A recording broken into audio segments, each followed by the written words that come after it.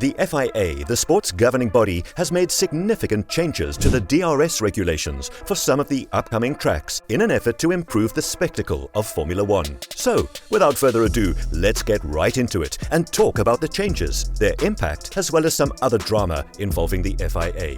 Following the first year of the new generation of cars, it was widely accepted that at some venues, DRS passes had been too easy, while at others, the zones were too short. The FIA has now disclosed that adjustments will be made at the Bahrain, Jeddah, Melbourne, Baku and Miami circuits to better balance things after carefully examining the data from last season. The specific changes being made at each track have not been confirmed, but we know that Melbourne will receive a fourth DRS zone to help close cars up. As well as the DRS zones being tweaked, the FIA has confirmed that resurfacing work is being carried out in Baku and Miami, with Jeddah pushing on with circuit tweaks to improve visibility.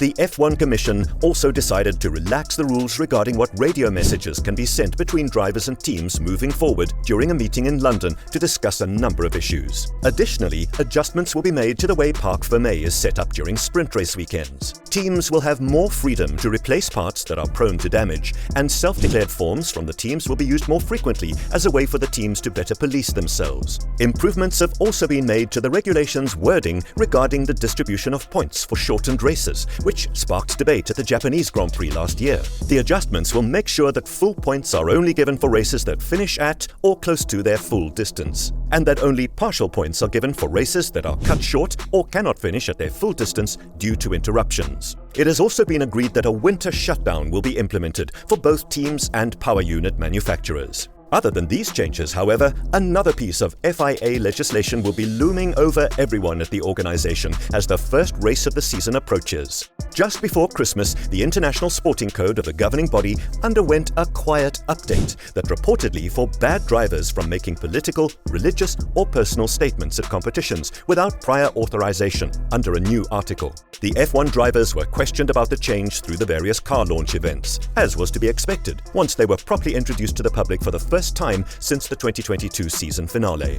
Although not everyone was questioned, the message from the majority was the same. They were united against any restrictions on their freedom of expression. The most well-known and outspoken of his peers, Lewis Hamilton, has stated that nothing will stop him from discussing the topics and issues about which he is passionate. In the meantime, Max Verstappen, one of the drivers who refused to take a knee alongside Hamilton during the Mercedes drivers' protest against widespread racial inequality in 2020 and 2021, also voiced his displeasure with the new rule. But now that the FIA has clarified what it actually allowed in a document distributed to the teams and published on its website, what Verstappen said first is more interesting. The Dutchman claimed that the action as a whole was possibly a little unnecessary. Really, that's an understatement.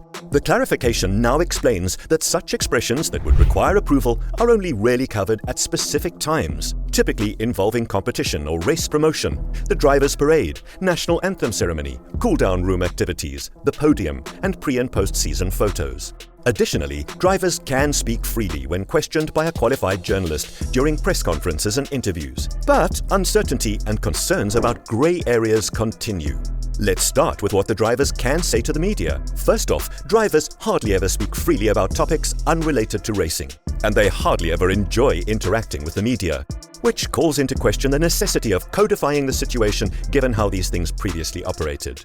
With Sebastian Vettel gone, questions on non-racing topics will no doubt fall even more onto Hamilton, but it is good to see Verstappen speaking up on this issue, the Dutchman aware of just how much more clout his words have as a double world champion.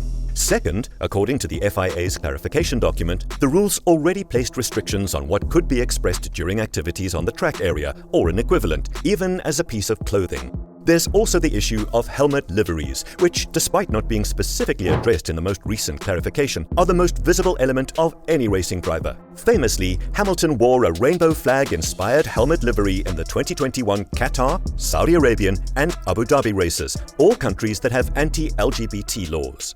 Qatar, back on the F1 calendar this year, is of course even bigger in the public consciousness since the 2022 FIFA World Cup, where team captains from some European nations were banned from wearing armbands in support of the same cause on the eve of the tournament under threat of sporting punishment. On the rainbow flag helmet livery, the understanding is that such a move would likely need a permission request. And this is the real issue.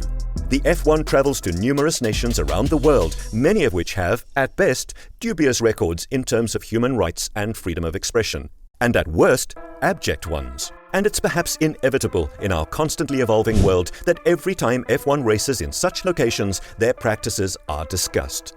According to FIA sources, there is a hint of annoyance about the entire situation.